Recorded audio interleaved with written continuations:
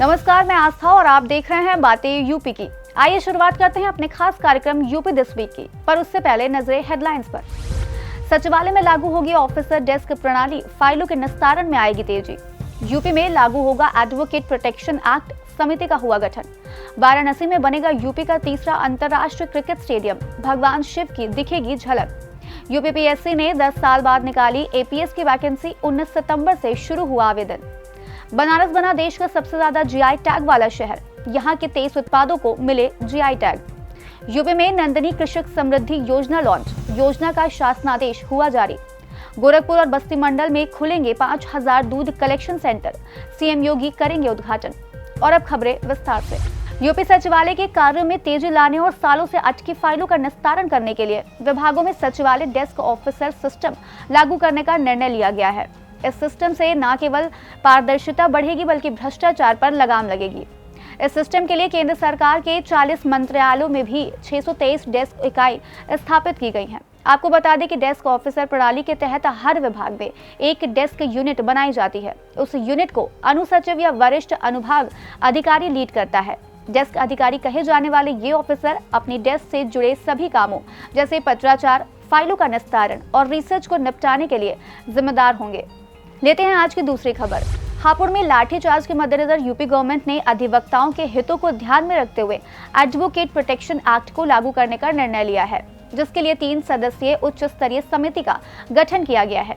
ये समिति advocate protection bill के विभिन्न पहलुओं पर विचार विमर्श कर अपनी संस्तुति राज्य विधि आयोग के समक्ष रखेगी। विधि आयोग की समीक्षा के बाद सरकार इसे लागू करेगी। उत्तर प्रदेश बार काउंसिल से इस समिति में अपना प्रतिनिधि नामित करने का अनुरोध किया गया है। लेते हैं आज की तीसरी खबर। पूर्वांचल के खेल प्रेमियों के लिए गंजारी में 330 करोड़ से बनने वाले अंतर्राष्ट्रीय क्रिकेट स्टेडियम में काशी और भगवान शिव के डमरू व त्रिशूल की झलक दिखेगी। ये स्टेडियम अगले 2 साल में बनकर तैयार हो जाएगा। इसके बाद यहाँ भी अंतर्राष्ट्रीय क्रिकेट मैच होंगे। आपको बता दें कि न केवल वाराणसी बल्कि ये पूर्वांचल के जनपदों का इकलौता स्टेडियम होगा। अब लखनऊ में इकाना, कानपुर में ग्रीन पार्क के बाद ये प्रदेश का तीसरा अंतर्राष्ट्रीय क्रिकेट स्टेडियम होगा। लेते हैं आज की चौथी खबर। उत्तर प्रदेश लोक सेवा आयोग ने अपर निजी सचिव के 328 पदों पर भर्ती निकाली है। एपीएस के लिए आवेदन 19 सितंबर 2023 से शुरू हो गया है। इसे भरने की लास्ट डेट 19 अक्टूबर 2023 रखी गई है। आयोग ने इससे पहले साल 2013 में एपीएस के लिए 176 पदों पर भर्ती के लिए विज्ञापन जारी किया था। अभी तक ये भर्ती आयोग पूरी नहीं कर सका है। इसमें अप्लाई करने वाले उम्मीदवारों को 1 जुलाई 2023 तक 21 वर्ष की आयु पूरी कर लेना चाहिए, जबकि उम्मीदवार की आयु 40 वर्ष से अधिक नहीं होनी चाहिए। लेते हैं आज की 5वीं खबर। बनारस देश का पहला शहर है जहां के उत्पादों को सबसे ज्यादा जीआई टैग मिले हैं। यहाँ के 23 उत्पादों को अब तक जीआई टैग मिल चुके हैं। खास बात यह है कि इन 23 उत्पादों की प्रदर्शनी उत्तर प्रदेश सरकार की ओर से ग्रेटर नोएडा में 21 से 25 सितंबर तक UP goes international trade show में लगाई जा रही है, जिससे वैश्विक मंच पर वाराणसी के जीआई उत्पादों का प्रचार प्रसार होगा। लेते हैं आज की अगली खबर। उत्तर प्रदेश में नंद बाबा मिशन के तहत प्रदेश सरकार ने नंदिनी कृषक समृद्धि योजना का शासनादेश जारी कर दिया है, जिसका उद्देश्य प्रदेश में उच्च दुग्ध उत्पादन क्षमता के गौवंश में सुधार करने के साथ ही पशुओं की दुग्ध उत्पादन क्षमता में बढ़ोतरी करना है। इस योजना के पहले चरण में सरकार लाभार्थी को 25 गायों की 35 इकाइयां स्थापित करने के लिए 3 चरणों में सब्सिडी देगी। शुरुआती चरण में ये योजना प्रदेश के 10 मंडल मुख्यालयों के शहरों यानी अयोध्या, गोरखपुर, वाराणसी, प्रयागराज, लखनऊ, कानपुर, झांसी, मेरठ, आगरा और बरेली में संचालित की जाएगी। लेते हैं आज की आखिरी और 7वीं खबर। गोरखपुर के गीडा में फैक्ट्री लगा रही ज्ञान डेयरी गोरखपुर बस्ती मंडल में 5000 दूध कलेक्शन सेंटर खोलेगी।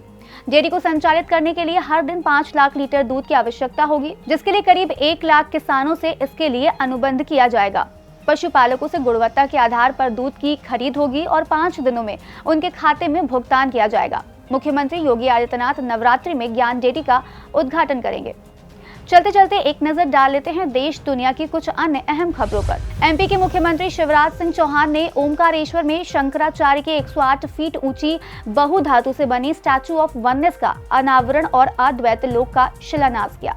बीते 19 सितंबर को केंद्र सरकार ने लोकसभा और राज्य विधानसभाओं में महिलाओं के लिए 33% सीटें आरक्षित करने के लिए 128वां संविधान संशोधन विधेयक 2023 पेश किया है। बीते दिनों कर्नाटक के होयसल के पवित्र मंदिर समूह और पश्चिम बंगाल के शांति निकेतन को यूनेस्को की विश्व विरासत सूची में शामिल किया गया है।